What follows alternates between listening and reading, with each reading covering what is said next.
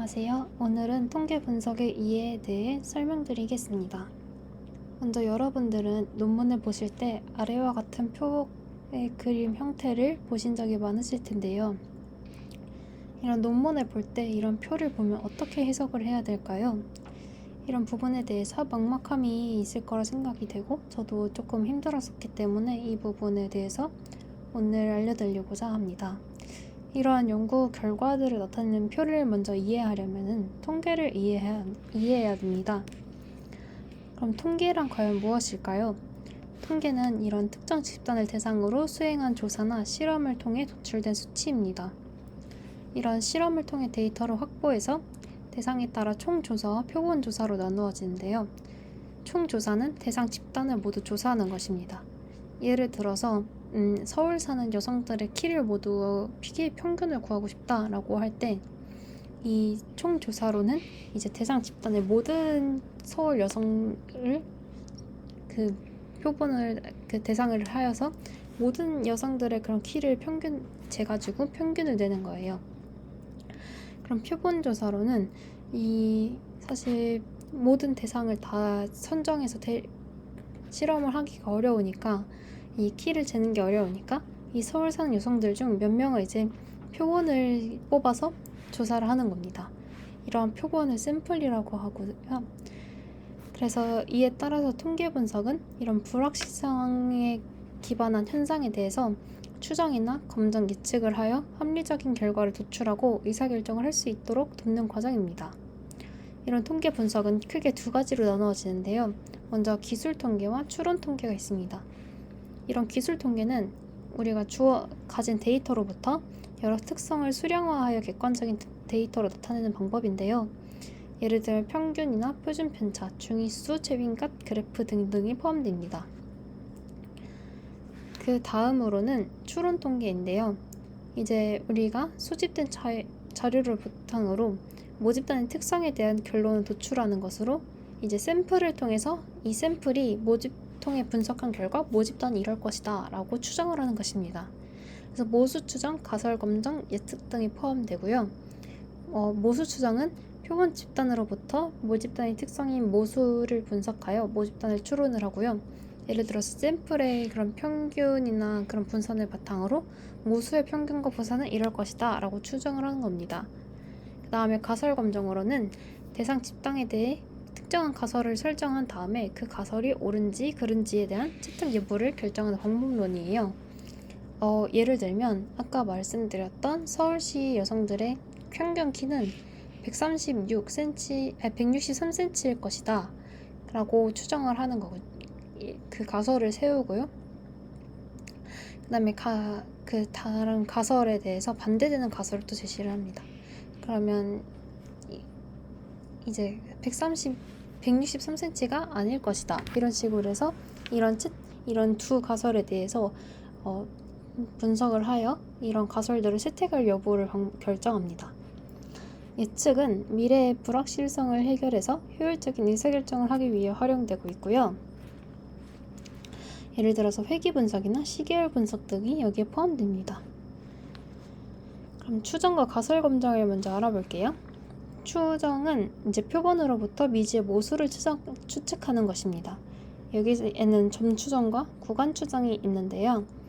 점 추정은 모수가 특정한 값이라고 추정을 하는 것입니다. 그래서 표본의 평균, 중위수, 최빈값들을 사용하고요. 모수가 어떠한 특정한 값이라고 정확히 꽂는 겁니다. 예를 들면 이제 아까 말씀드렸던 예시인 서울시 여성이 키의 평균이 163이다 라고 딱 점을 찍어서 추정을 하는 거죠. 그 다음에 구간 추정으로는 이런 점 추정이 너무 한 숫자를 이렇게 딱 꽂혀서 말을 하다 보니까 이게 사실 정확하지 않을 가능성이 되게 높잖아요. 그러다 보니까 점 추정의 정확성을 보완하기 위해서 확률로 표현된 이거 오타가 있네요. 믿음을 바탕으로 그 구간에 있을 것이라고 선언을 하는 겁니다. 그러면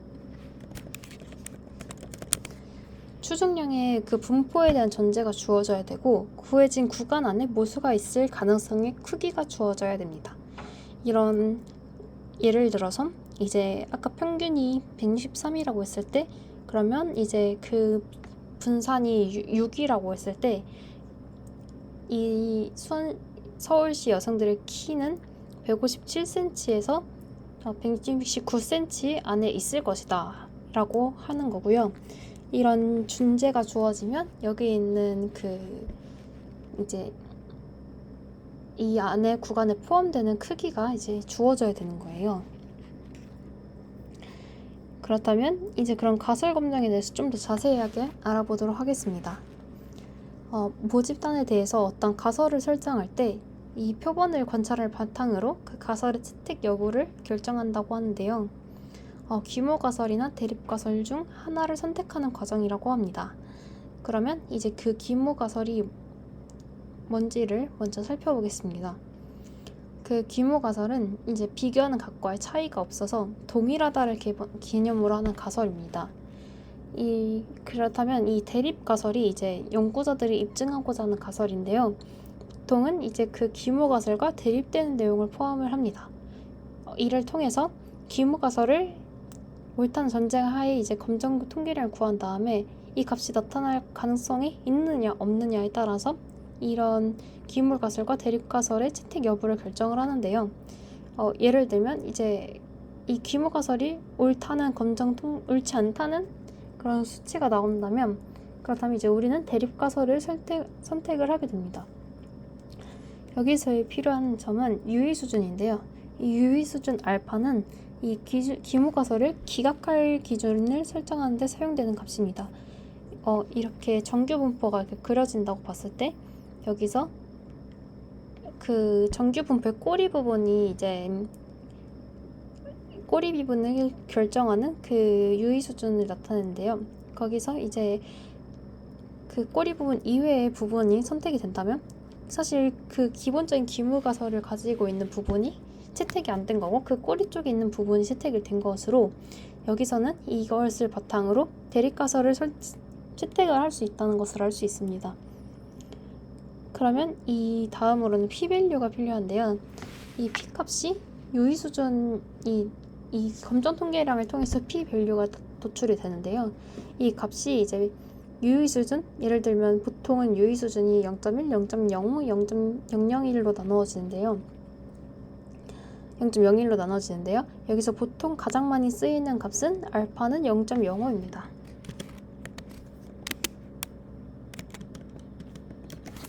그러면 이런 알파 0.05보다 작다면, 이게 작으면 그 규모 가설을 기각하고 대립 가설을 채택을 하게 됩니다. 그 다음으로는 회귀 분석인데요.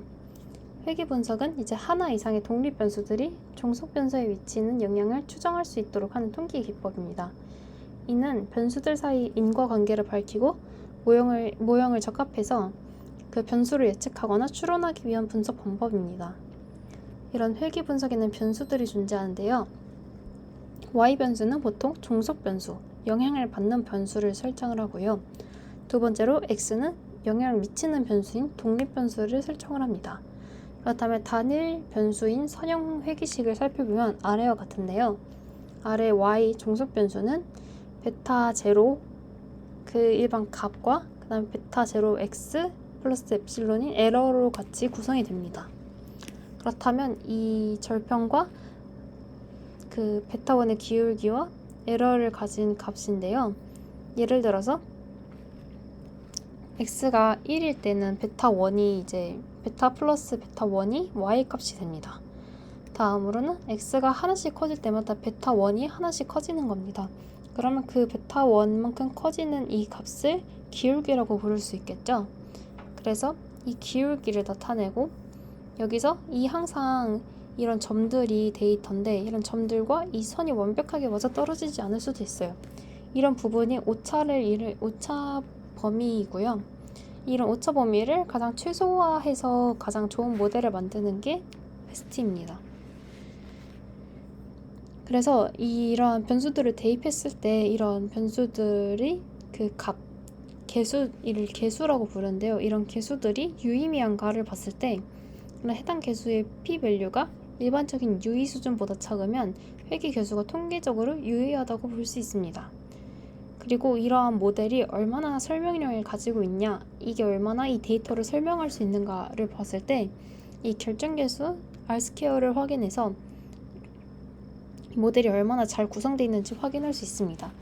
R스퀘어는 보통 0과 1 사이의 값을 가지고 있는데요. 이런 값이 크면 클수록 모델을 잘 설명한다고 볼 수 있습니다.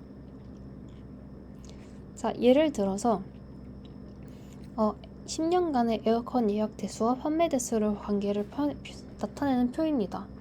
이 예약한 건수와 판매가 얼마나 그 관련성이 있는지, 이렇게 얼마나 그래프로 이어지는지를 보려고 하는데요. 보통은 이제 우리들이 통계를 할 때 SPSS, SAS, SAS, 그 다음에 R을 주로 사용하는데요. R은 코드를 직접 짜야 된다는 그런 단점이 있지만 그래도 무료고 여러 다양한 패키지가 있다는 장점이 있습니다. 이런 R을 통해서 회계 분석식을 돌렸을 때 이 인터셉트는 이제 아까 말씀드린 베타 제로가 되는 거예요. 그 다음에 이 X가 이제 베타 1의 이 개수가 되는 거고요. 이 부분들이 이제 개수고요. 이 부분이 요창, 그 다음 보실 부분은 이쪽입니다. 여기 보시면 이 X 아까 봤을 때 개수의 통계량이 일반적인 유의 수준보다 작으면 통계적으로 유의하다 볼 수 있겠죠. 근데 이게 0.00581로 보아서 0.05보다 작으므로 이런 모델이 유의하다는 것을 알 수 있습니다. 여기서 이제 그 R스퀘어는 0.8341로 1에 가까우므로 모델을 잘 설명한다고 볼 수 있고요.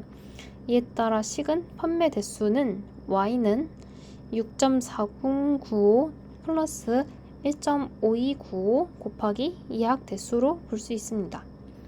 이렇게 보았는데요.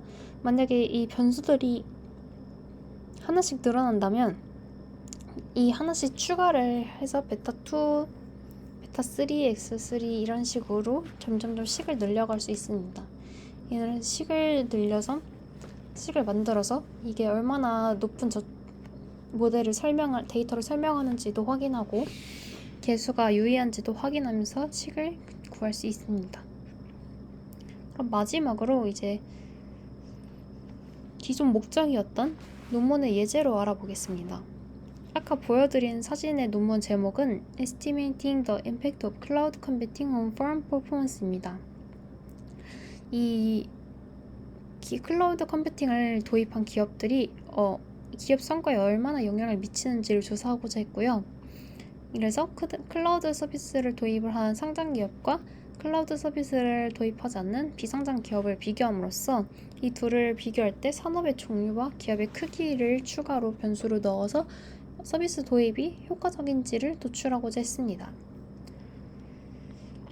여기서 보시면 어댑트는 이제 도입을 0과 1로 나누어져 있습니다. 그래서 도입을 한 것과 안 한 것으로 나누어져 있고요. 그 다음에 포스트는 이제 그 이후에 도입을 한 그런 기업입니다. 여기서 보시면 이렇게 점이 찍혀 있는 경우가 있는데요. 이 점은 여기서 보실 수 있는 것처럼 p 밸류가 0.05보다 작거나 0.01보다 작거나 0.1보다 작을 때를 말하는 것으로 이 변수가 유의하다는 것을 알려주는 겁니다. 이래서 도입을 한 그 결과로는 이게 0이었을 때는 여기서 식이 나오는데요. 이 어댑트가 0이면 이 베타 값은 아무 소용이 없는 겁니다. 그러면 이게 아웃컴에 아무런 영향을 주지 않겠죠. 그러면 이제 도입을 한 기업으로 봤을 때 안 한 기업보다 처음에는 1년째이고 이게 2년째, 3년째, 4년째, 5년째 이렇게 지나가는 겁니다.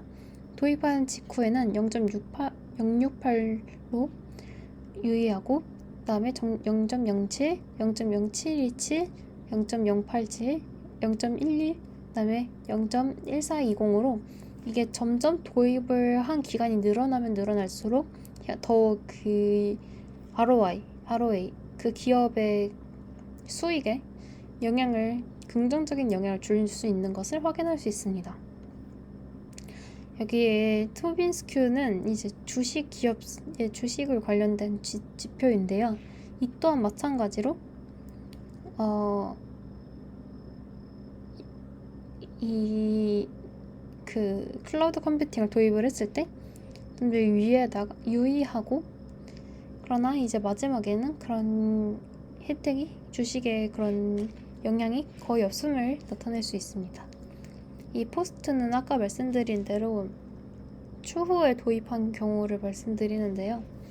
이렇게 보시면 이제 마이너스 0.057로 이게 추후에 도입을 하면 할수록 처음에는 이렇게 계속해서 마이너스로 되는 걸 볼 수 있습니다. 이 주식도 마찬가지로 이게 마이너스가 되고 있지만 어느 순간부터 회복하는 것을 볼 수 있어요. 그렇지만 이 부분은 이제 유의하다고 볼 수 없기 때문에 빼도록 하겠습니다. 따라서 여기 이 논문에서는 클라우드 컴퓨팅을 도입한 기업들이 회사의 수익이나 주식에 긍정적인 영향을 미친다는 것을 이제 밝혀냈고요. 이에 따라 이제 논문을 읽을 때 이런 결과를 같이 해석을 잘 할 수 있겠죠? 그래서 이상으로 기본적인 통계를 마치도록 하겠습니다. 사실 이외에도 배울 것과 사실 더 알아야 되는 점이 많은데, 이런 테이블을 우선적으로 이해하기 위한 간단한 방식으로 줄여서 말씀드리는 점 죄송드리고요.